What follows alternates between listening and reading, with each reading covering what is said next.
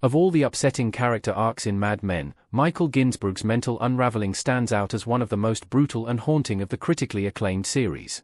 A talented copywriter for Sterling Cooper Draper Price, Ginsberg's storyline is a tragic blend of brilliant writing, subtle performance, and sharp cultural commentary, a quietly devastating thread woven into Mad Men's challenging final season.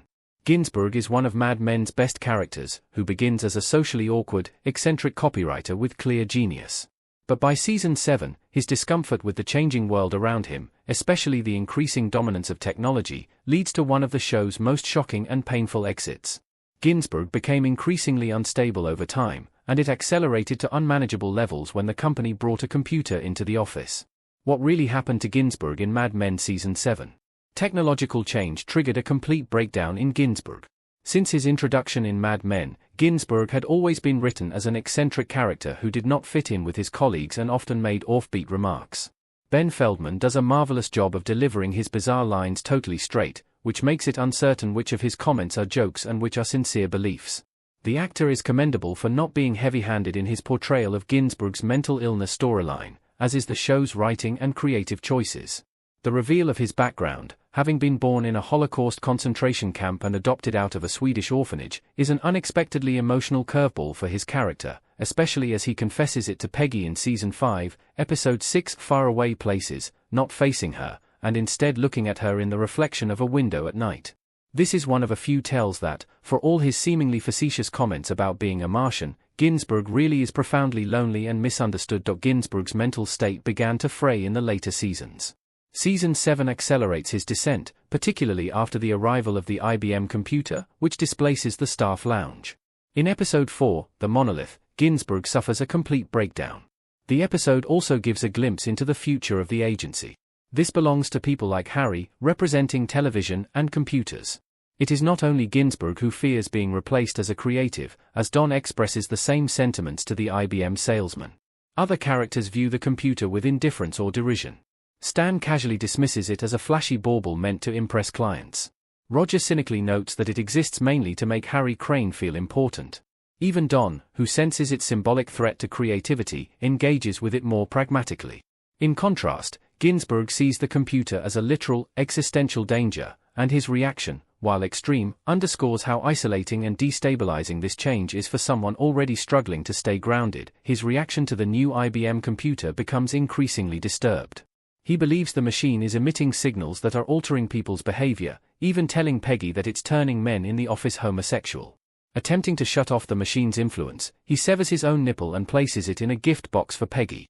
This grotesque offering is meant as both a warning and a final act of desperation. After he presents Peggy with his nipple, the valve, and is carted away in a stretcher, he warns his colleagues to leave before machines replace them. After this scene, Ginsberg is never seen again, leaving a horrible pit of loss and uncertainty about his life after the breakdown.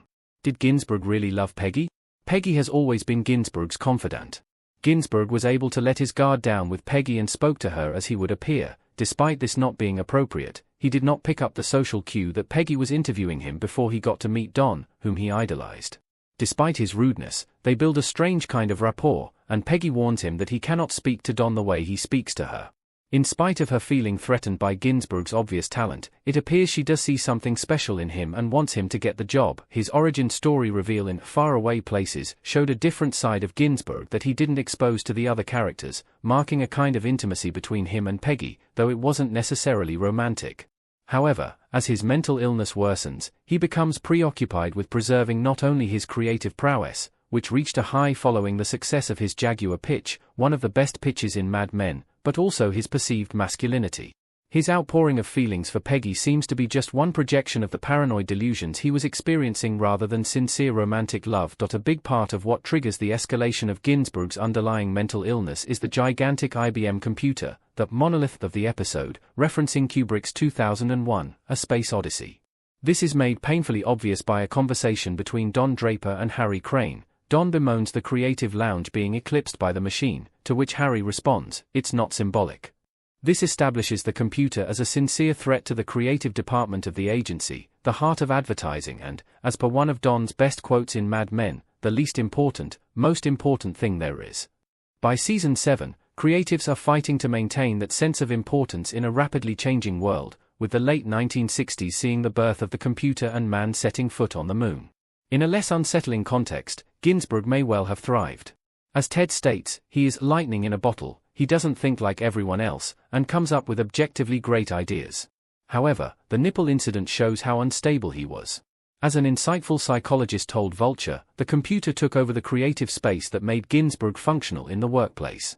Had Ginsberg recovered from his breakdown and returned to work, he would have found the agency to be unrecognizable. A big company like McCann Erickson buying SCDP out would mean more prioritization of Mad Men's Cutler and Lou's style of working than the relative creative freedom of the earlier seasons. This would mean more restrictions, whereas Ginsberg would likely need some reasonable adjustments to be able to succeed and maintain his well-being.